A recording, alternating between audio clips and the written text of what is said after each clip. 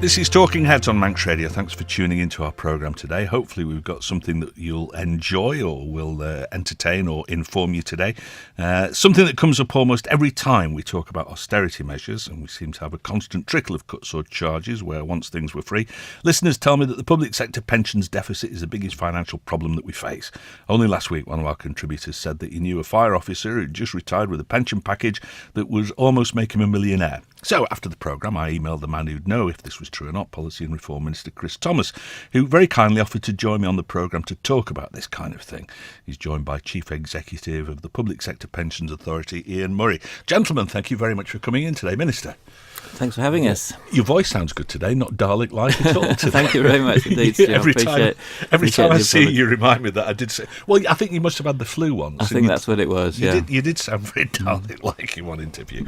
Right, gentlemen, this is, to some people, the elephant in the room. It comes up all the time, and I don't know whether or not it should, because I know that this administration's, and the previous administration, to be fair, have made various moves to try and solve this pensions black hole that people perceive.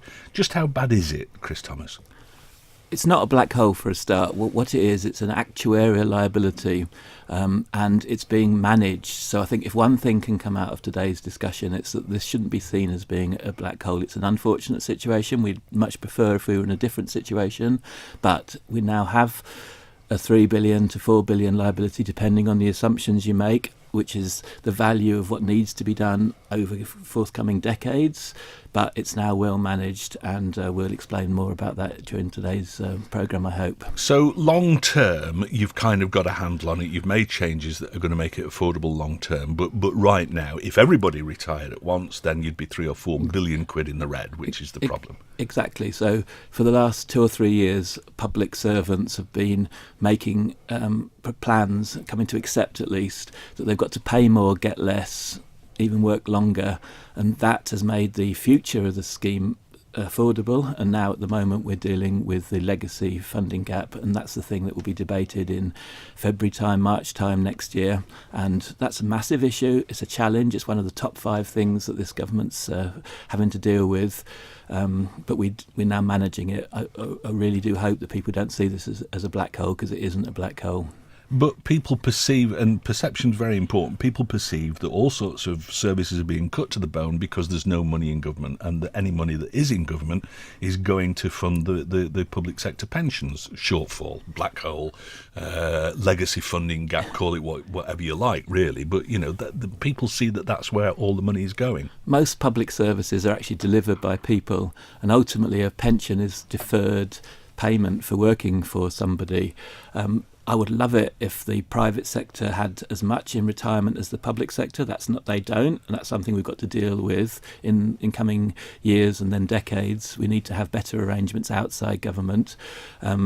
We've addressed some of the major issues with the public sector pension already, and we're tackling more in coming months. I accept that from the outside, people would see it's either pensions or public sector pensions, in other words, state pensions or public sector pensions. They might see it as being money spent on medicines in the hospital or money spent on staff in the hospital, but ultimately public service is usually about public servants, and public servants have terms and conditions, and that's a reality. Perhaps Ian, you want to add something? Yeah, I think that's a fairly key point. I think, and it's a point I think people forget. The pension is not just a gratuity. I think a lot of people are under the impression that you come and work for government and then we pay you off in some huge way when you retire. But I think that's been true for politicians in the past, hasn't it? I'm not being cheeky about that. Well, the fact that politicians didn't pay anything towards the pension is seen as by an awful lot of people as being effectively just a freebie. I think that's probably true in the past, but certainly the Tynwald members we've addressed fairly quickly. They are now part of the unified scheme, so the PSPA has control over their pension provision going forward. They pay at least 10% contribution versus a 0 or a voluntary 5% previously, and for re-elected members they will pay up to 15%. So I think we identified quite quickly that in order to resolve some of the bigger issues, we need to look at Tynwald members very quickly and get them on a par with all of the other contributing members. Yeah, well, I mean, you can't lead if Tynwald members have got a special deal that nobody else has got anyway, can you? You can't tell people to do as we say rather than as we do. That's true. We have better terms in our pension, but we also contribute more. What we're trying to do is to make things fair across the piece, according to the arrangements in which you work. We've got what's called a cost envelope. We've got a mechanism in place to share the costs if we don't meet the targets that we're working to, and that applies equally to politicians, police, nurses, doctors, public servants of all type. But there are differences in the terms and conditions for different types of people. But politicians are now paying a third towards their value of their deferred benefits, like everybody else is. You talk about a legacy funding gap, so we'll use your definition of this. How did that accrue? Is it because there were people, not just politicians, who were effectively getting a free pension? Is that where this all started from? Who's responsible? Who can we kick for this? Yeah, well, everybody likes to kick somebody, but it's things we didn't do over the last 20 or 30 years. But most importantly at the moment, it's actually the assumptions that have changed. So we're in a world now where interest rates are lower than they have been previously, and that impacts on the liability. So this year... And that, I mean, just for those of us who are not expert in this area, that impacts because what? Because government's got money on deposit and it's not getting any interest for it? No, well, most importantly, it's because we've got... amounts of money that are due in the future, and we discount them back to present value, and the size of that at the current time is much larger the lower the interest rate is. That's absolutely right. I don't want to get into too much technical detail, but it's easy to put a figure on the liability. What's not easy to understand is what lies behind that, and what really lies behind that is what is your future cost of providing a pension, and that's something we can control by reducing benefits going forward and getting people to pay more. So that's one aspect. The other aspect is cash flow. How is government and workers going to meet the pension payments going forward? And that's the bigger issue. And that has arisen because basically our schemes are unfunded. We chose in the past, like most other public sector schemes around the world, not to build up a fund of money to meet benefits. So we spent money on infrastructure, on roads, on hospitals, on schools, rather than salt money away into a scheme to pay pensions going forward. And perhaps at the time that was the right thing to do. If you look at, how the infrastructure of the island is, maybe that was a good route. But people now living longer with generally larger public service than we had 30 years ago, with higher salaries than we had 30 years ago, then suddenly the expenditure looks an awful lot more. It would have been really difficult to predict that was the case 30, 40, 50 years ago. But we now have to live with that, and we have to manage it going forward. It's part of the answer to take all the actuaries out and shoot them, because, it strikes me that actuaries are very well-paid individuals, and they're effectively sort of people who look into a crystal ball to decide what's likely to happen. I mean, they're a bit like bookies in some ways, aren't they? And it seems that more and more they get things wrong. And we always hear from government and from people like you about, well, of course, we've got this changing demographic, we've got this ageing population that nobody really thought of. Why not? I mean, it's not just happened all of a sudden that we've got an ageing population. This has been evolving for decades. It has, but I think if you asked an actuary, and I'm not an actuary, fortunately, but if you asked one, they would say that it's the speed of increase. There has been a slow improvement over many years, but over the last 20 years, the improvement in longevity has been 2 years in 10. So it's the rate of change that's caught them out. Nobody could have predicted that. And that really, a 20-year period in pension terms is quite a short period. Yes. So to have that speed of increase over such a short period of time, I think it has caught people unawares. All right. Chris Thomas, Ian was just saying that the thing is unfunded. That's part of the problem. Yeah. I mean, in the private sector, that's called a Ponzi scheme, isn't it? Where you've got to have more people coming in paying into a scheme to pay the people who are already there. And that's not the situation we're in. At the moment, people are focused on a 60 million deficit that has to come from services, in their view, in about 4 or 5 years' time, when the remnants of the public service pension fund become zero. We'll have good news to announce about that in the new year. Because we're managing this situation, current people in employment are beginning to pay for themselves with employers' contributions and their own contributions, and as long as we can find a way that's acceptable politically and publicly to handle the legacy gap, we'll be in a good place. Okay, so long term, the picture looks reasonably good. I mean, to put not too fine a point on it, is that because the people who are receiving pensions at the moment are going to die off? The people who are receiving pensions are taking money out of the scheme, not putting anything into it, one presumes. Is it that they're going to die off, and the the new entrants to the scheme are paying more towards it. Is that how it all balances out? Yeah, very much so. We all die. We're dying later, fortunately, now. There are myths out there about pensions. So, for instance, this conversation arose from the fact that it was alleged that a fireman got 900,000 lump sum, and that is not the case. If anybody got anything like that, it was pre-January 2015, because it was what's called the cash equivalent transfer value of the whole of their scheme, and that arrangements around that were changed such that you could only move your pension to another scheme. You couldn't actually move it out to a self-managed pension scheme or something equivalent. So that's one myth that's been busted. The second one I'm trying to bust is that we're in a bad position. We've got an incredible challenge, but we're in a lot better position than we were a few years ago. And because of the sacrifices of public servants, paying more, getting less, working for longer, and because of the importance of public servants in delivering public service, we need to solve this problem, and we are making good steps, and appreciate the contribution of public servants. And we've got to work with the public to get parity across the scheme, and parity beyond outside our public scheme into the private sector as well. Yeah, okay. Right, let's have a look at some comments, because I see we've got a good few texts and emails coming in. I'd like to ask Mr. Thomas if he could find out how many civil servants, police and fire personnel have enjoyed a promotion in the last few years of the service just in time for a nice lift in their pension after paying contributions into the retirement pot for the vast amount of their careers at a far lower rate. That from Alan. Again, this is something that comes up. Is there any truth in it? I remember Zach Call, I think it was, asked that question a few years ago. If you could leave details, I'll make sure I get that information sent out to your listener. Okay. Never mind all that. Why is Castle Street getting resurfaced?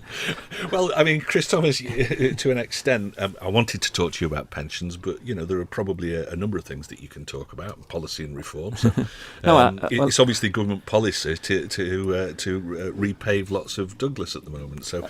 But let's not think about it just as repaving. It's true, the money is being spent on the paving, but does it work for people in wheelchairs, that end of Strand Street around Castle Street? No, it doesn't. Does it work?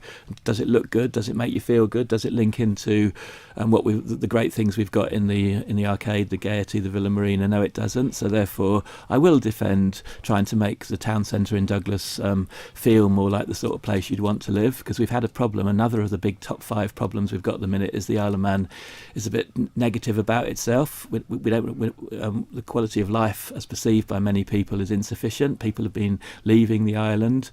That's very important for us, and I'm sure doing up the promenade and finishing off Strand Street is an important part of the solution. Is this all part of your special year that you've been talking about? Very much so. Another of the big problems is getting government finances to balance as soon as possible. And if people are moving here, and if people are investing in themselves and their houses and their families and their lives on the island, whether they're staying or whether they came here, it's better for all of us, because we're spending more, we're happier, and also government's getting more revenue to provide public services that make the difference. So you're making 2018 a special year for the Isle of Man, where you're looking at things like that. 2018 perhaps is even just the start.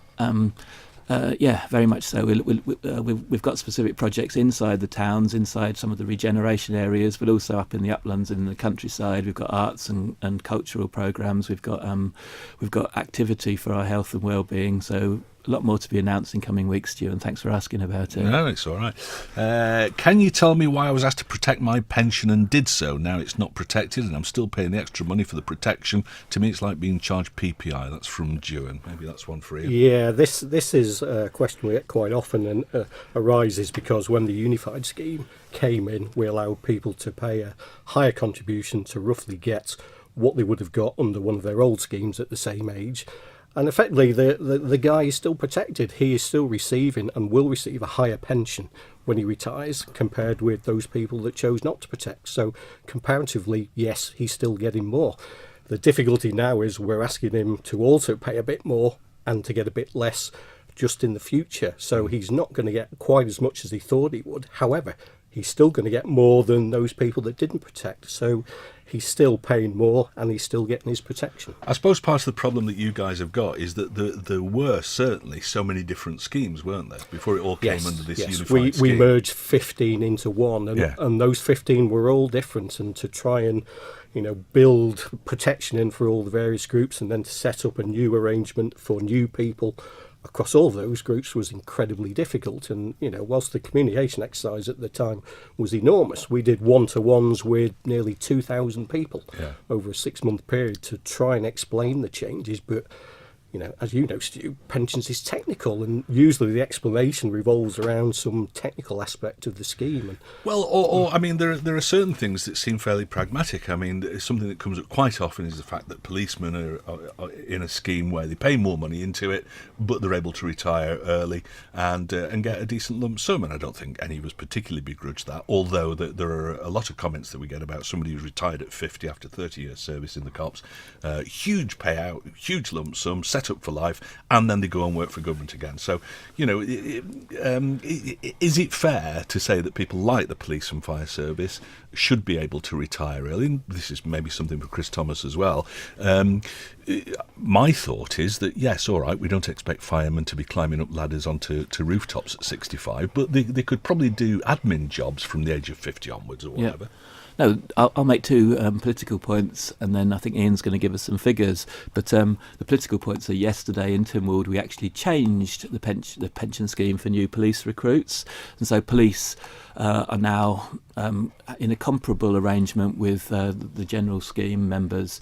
We're about to launch a consultation for teachers to bring teachers alongside those ones. So, and then I hope even eventually to bring in all public servants. So we're talking to the judiciary about that in a few weeks' time. That's the first point I wanted to make. And the second point is, you make a good point about the age to retire, and the New Equality Act has got a dimension of all of this, because and that's very much a live issue, and people will be hearing more about all of those impacts and concerns and considerations in the coming months and years. I was just going to say, I've just got some figures. You mentioned police. The median pension that we're paying out. So that's the halfway point pension. So we've got 50% people will have a pension of less than this, 50% more. So the median, the middle one, is just under £20,000. Right. So it's not the 40,000-50,000 that people think that police officers are going to get. If you compare that with, say, the unified scheme, which is a bigger scheme, wider group of people,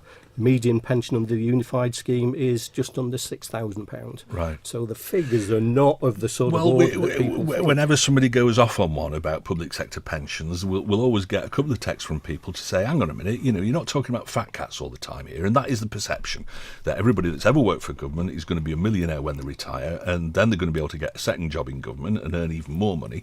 And it's all greed and avarice and all the rest of it. But people remind me constantly, that's not everybody. Most people who work for government will get a fairly modest pension after many years of service. Yes. The thing with the pension, it's what we call rules based. So it's not we decide how valuable people are and we give them a payoff when they retire. The rules determine what people get. So if people are not on a big salary and they haven't got long service, then they won't get a big pension. Yeah. It's only the senior people in government with a 40-year career that will get a larger pension, and that's because of the way that the rules work. But in terms of those averages, most people with maybe a 15-year career in the public service will not get an enormous pension, because that's the way the rules are written. Sure. All right. I mean, Chris Thomas, politically, how do you feel? This, again, is something that comes up. People seem to be very aggrieved about somebody that takes early retirement or retires at 55 or 60 or whatever, and on the Friday, and then they come back and start work again on the Monday under some sort of a contract or whatever. Now, my view is, if somebody wants to retire and then go back to work, I don't see a problem with that, because you've got two choices. You either do gardening for the rest of your life, or you do something that's going to bring a few quid, and I don't object to people doing that. But there is this perception that it's jobs for the boys and that it's just a way of cheating the taxpayer in a way.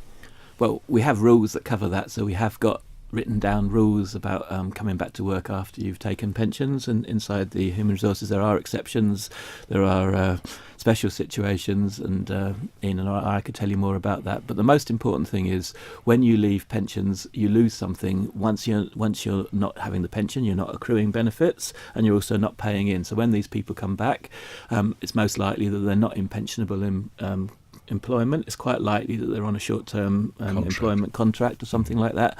And the thing that people have to remember is that they are paying taxes, they are paying national insurance depending on age and depending on income. So it's never quite so simple. When you leave, the amount that you get in lump sum affects how much you get in pension, and also it's calculated according to the rules that Ian's mentioned. The other point to make is if people leave early, say they would have gone at 65, they go at 60, then they get quite a significant reduction in pension. They wouldn't get the full amount on early retirement as they would get on later retirement, and the reduction is somewhere of the order of 5 or 6% a year. And is that why government is keen on early retirement? I mean, we've got things like the Mars scheme, haven't we, to try and encourage people to take early retirement. Is that because it saves money? Well, no, we aren't keen on early retirement. The average age of people retiring from public service we track, and it's about 59, something like that. It's gone up very slightly. Mars is completely different. It might be that somebody who's gone on Mars is close to retirement or whatever, but Mars is a resignation scheme. It's a mutually agreed resignation scheme. It's completely separate from the arrangements that the PSPA makes for pensions and so on. It is, and a lot of people that leave on Mars are not of an age where they can take pension as well. Anyway, it's only if you're over age 55 that you could take pension, and if you chose to at that age, then there would be a 30-40% reduction in what you could take. The other thing people think about Mars is there is some sort of deal where your pension is enhanced if you leave on Mars. That isn't the case either. People leave and then they get the pension reduced at the point they take it early. Right. OK, we need to take a break. After that, we'll come back and look at some texts and emails. This is Talking Heads, and our studio guests are Policy and Reform Minister Chris Thomas and the Chief Executive of the Public Sector Pensions Authority, Ian Murray. And I've got a good few texts and emails, so I'll rattle through these. Just sort of pick up on whichever ones you can, Chris Thomas. Give a black hole a different name and say it's being managed, but the best managed forest fire still burns down people's lives. Who gets sacrificed through this management?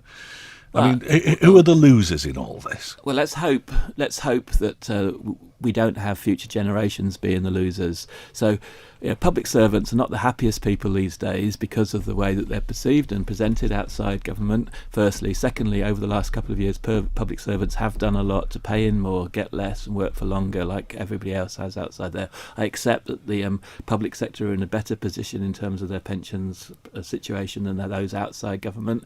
We need to work on that from both sides. We need to make the public schemes more affordable, and we need to work with the younger parts of our population to make sure that in the future they have adequate retirement income. It's interesting that that's your approach to this, because a lot of people say, hang on a minute, in the private sector this became the thing years ago where all these schemes were just stopped because they were unaffordable, so they were just stopped. That's what we ought to do. You're saying actually rather than that, we ought to look after people in the private sector more.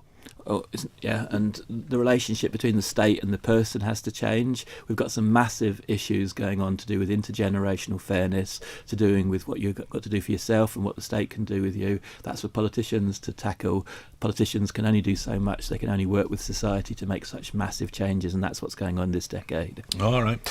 What if this is a dramatic decrease in population to the levels of 30 years ago, if this means... Well, I was going to ask you about that. Population, it was on the rise. We know that government wanted 100,000 people in the Isle of Man, and some people didn't think that was a good idea, but that was kind of the objective a few years ago. We heard, I think last year, wasn't it, or earlier this year, that actually the population was on the decrease for a change. Yeah. Is that still the case? The population went down between 2013 and 2016. The population's getting older. The public servants are getting older on average. The Isle of Man's population is getting older on average. We've got massive issues to deal with, and if the population of the Isle of Man went down, it would be bad news for us in terms of managing public service pensions, but in fact managing helping and contributing to the whole of the economy and the society of our island. Yeah.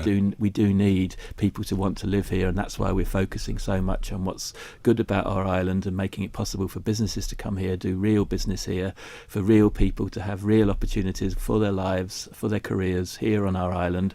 And it only really stacks up as long as if we stop that drain away of our young people particularly. And is that happening now? Have you turned that around, do you think? It is. Each year 500 people naturally come to be over 65. For the last 2 years, we've managed to make up for that by bringing in younger people lower than 65. I mean, so in that category, I'm young, and I don't feel quite so young as I used to now. But at least we're beginning to make up for the people going into over 65 by bringing people to the island, or persuading people to stay on the island who are younger than 65. We need to do more. We've got to make our island better for younger people, and we've got to deal with the issues that they perceive about our island, and we are doing. And how are you doing that? How are you attracting younger people? Is it the sorts of industry that we've got? Things like gaming isn't an old man's game, I wouldn't have thought. Exactly. We've got to have the right industries providing the right career opportunities. So just take broadcasting and other creative industries like that. That is a young person's game to some extent, Stu. I mean, you remember, and all of that sort of stuff. Yeah. And if we can get more people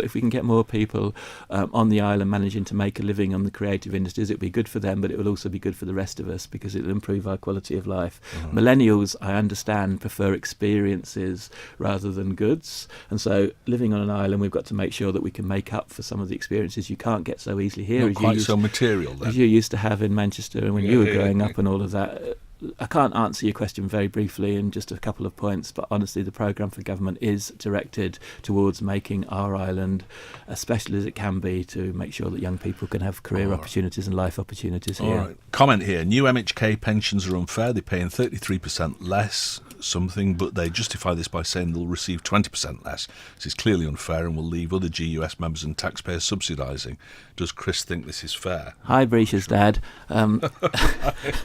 We've had this conversation. It's not the major issue. It's a bit like, you might be right, you might have a point, but it's not the major issue. The major issue for me is making sure that the police, the teachers, the judiciary join in making equivalent sacrifices and giving up things equally to those in the general scheme. Right. And I think we have done that. Perhaps want to help me in on that. Yeah, no, absolutely. I think because of the breadth of historical schemes, it's very difficult to make them all look the same in one go. What you can do is change things for new people.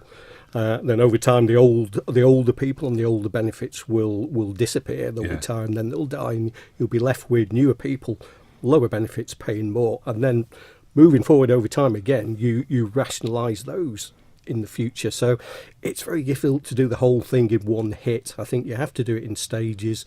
I think we've started doing that. I think cost sharing coming in will be the next stage to manage costs going forward. And then after that, we'll be looking at it in detail every 3 years to see if we need to change things again. All right. Here's a text, which is the reason that you're here today, actually. Stu, could you or your guests please explain how they think it's fair that an airport fireman can retire at 50 years of age with £1 million lump sum?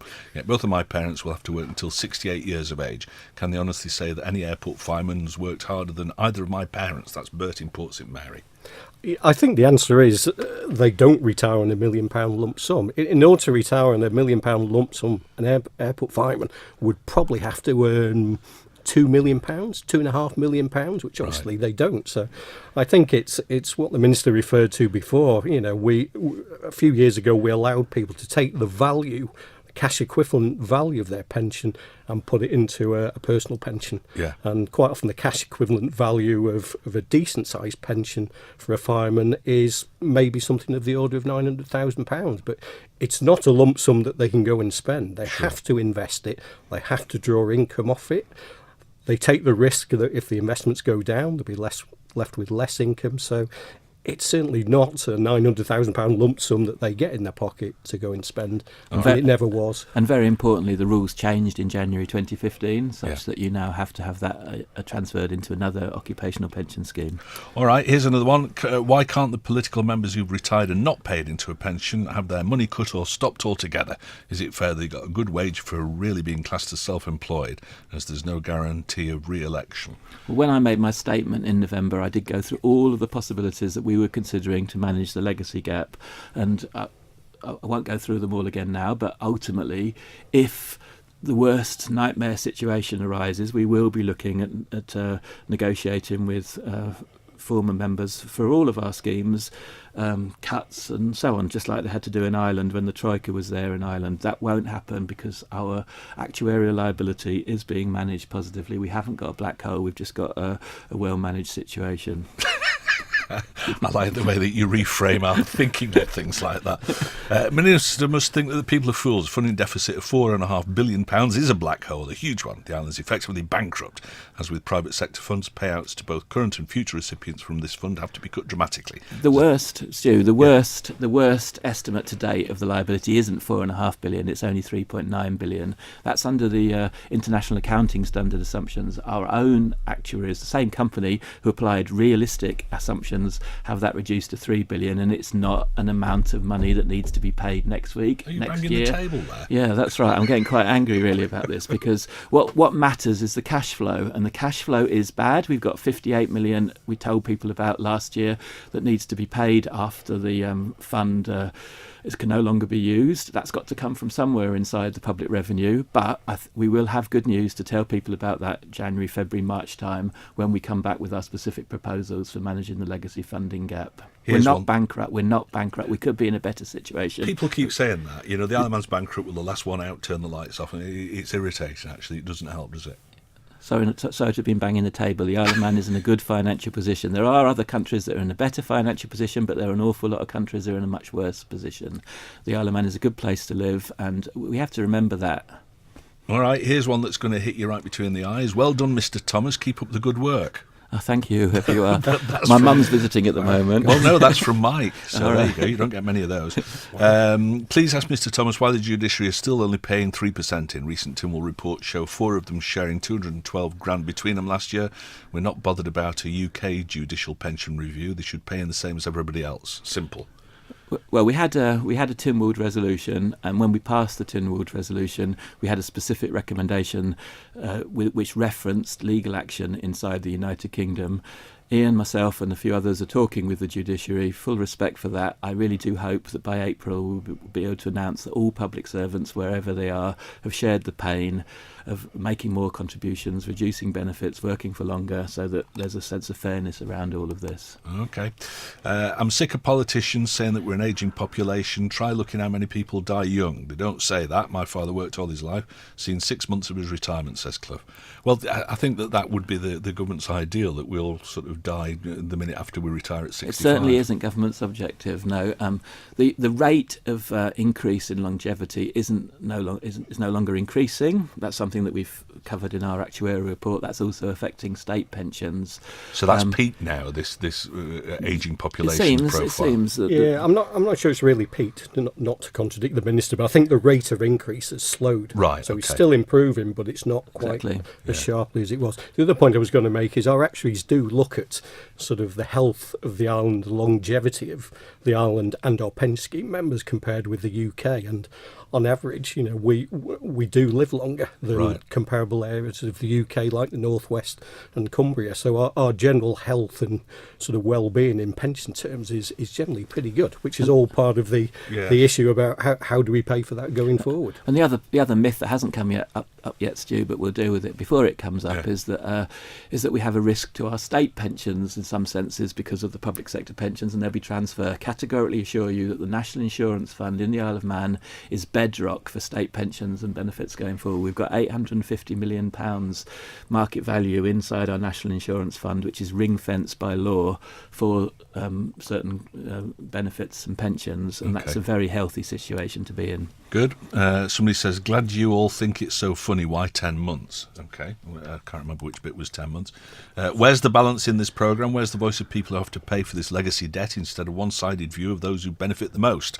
That from Steve. I'm sorry, Steve. I was hoping that you being able to ask questions would give it the balance. Yeah, but Stu, I mean, I'd love to have a talking heads debate between two people here. We're well up for it. We did a very good one on the smart service framework and the myths that were being put around about a central database, and take on the challenge. If there's somebody here who wants to come in and have a debate about these issues with facts, perfectly up for it. In government, we are a talking government, listening government, and the best way to do it is to have that sort of discussion. Transparency. Hi, are all paying into pensions, including chief execs and directors? If not, why? Regards, Dave. I think everybody pays in. Yes, absolutely. Everyone pays. Now, anyway. They do. The average was only 5 or 6% from employees, but with the proposed increases from April under the unified scheme, then the average will come up close to 10%.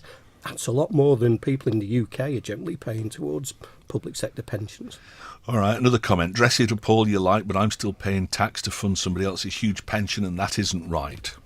You pay public revenue contributions, whether it be VAT, whether it be income tax, whether it be national insurance, to get something back. Some of those come to you directly, and some of those come to you through general public service. We have health, education, roads, and so many other things provided by public revenues. So ultimately, pensions are just part of the package for public servants to provide public service. All right. Why can't all government workers go on to a police or a fireman's pension? I don't mind paying in more to go earlier. Would that work, Ian? I think you would, in order to justify that in cost terms, I think there would need to be a significant increase in employee contributions for say 8,000 people to be on the same pension as a police officer to be able to go at 50 or 55. The cost of that would be enormous. Okay. So I don't think it would be financially viable. All right. Stu, I thought teachers' pension scheme was an independent scheme and the government can't touch it. Is that right? Asks Robbie.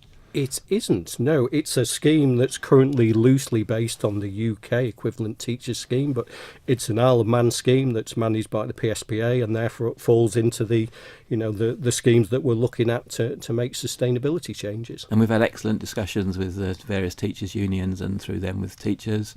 We're about to launch a consultation. Okay. Yep. Running short on time, but I want to get as many in as I can. Has the new Equality Act come in now, age discrimination, because there's hard-working, dedicated firemen and policemen who want to carry on in their roles but are forced to retire at 55? No, very good point. Very much a live issue. In January, I believe I'll be taking an order to Tynwald to announce the implementation date for the Equality Act, and I believe the government programme's commitment that everything will be in place by January 2020 is very relevant in this context. Okay. Another one. I also hear that the Chief Fire Officer's reached retirement age but is staying on for another 4 years. How does that work? That's from Bob in Laxey.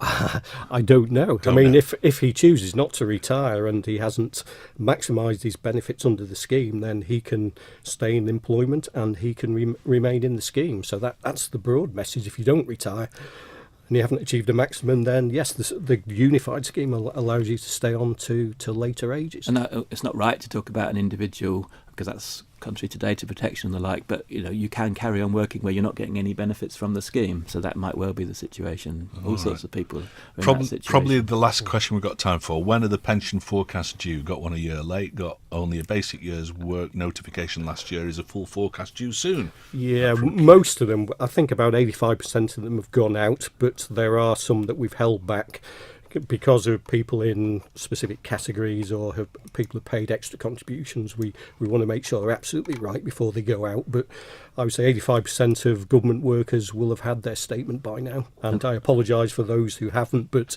God forbid we send one out that's incorrect. We will be working on those and they should go out over the next few weeks. All right. I had a piece of music in which I've just cancelled, so it gives us another couple of minutes. Oh. What's the difference between me, who'll still have to work plastering until I'm 68, and a civil service pen pusher who can claim a pension at 55? We both pay into a pension fund, but me for longer. Well, different. Civil servants shouldn't get a pension until reaching full pension age. I think we've said that pensions schemes are designed to be flexible, and if people are able to take early retirement and accept that their pension will be significantly reduced if they retire at an early age, then that gives a flexibility to the employer and flexibility to employees as well. This is one for you, maybe, Ian. Why can't the government give tax relief on pension contributions directly to the pension provider and help build up the pot? Tax relief is given to individuals on their contributions and always has been, but I think because our schemes are unfunded, there isn't a pension pot and therefore there's no tax relief to be given. Okay. Minister, this is one that I kind of asked you earlier on. Why are the 50-year-old retired government workers allowed to come back in other government jobs after being paid off? it's covered by the 2014 rules. There are specific exceptions. So, for instance, we have bank teachers, and some of those have taken retirement. We have 8 bank nurses, and some of those might well be in that situation. There are exceptions for some policemen doing specialist projects, all covered in the 2014 rules, and I can send a link to those on the internet to whoever's interested. All right. Proper contradiction there, says somebody else. We're in a good financial position, eh? Why cut incontinence pads, meals on wheels and things like that? Please answer. Because we haven't done some of the things that we're alleged to have done in health and care. They've consulted about certain changes that might or might not happen depending on the consultation. Ultimately, the incontinence pads issue, if I'd be very specific about that, that was equalising the treatment between different types of care homes in the public sector or in the private sector. It didn't come across very well. One thing this government's got to do better next year is make sure it manages its communication better. So often we've been reacting to news that's come out through social media or through a freedom of information request or through a backbencher's question in Tynwald. We've got to do better. We've got to make sure that the real facts are out there alongside the story. It doesn't come across well. Apologies for that. In a couple of lines, from what you've said over the last hour, you think that this situation might have been a problem, but it's manageable. It's going to be a bit of pain in the short term, maybe, but it's manageable long term. Yes. Essentially, we've got risks. We're managing those risks. It's certainly a challenge that we've got. I'd love to be in a better position with a fully funded pension arrangement. We aren't. We have to manage it. There's nothing else we can do. All right, Policy and Reform Minister Chris Thomas and Chief Executive of the Public Sector Pension Authority Ian Murray, thanks very much for joining us today.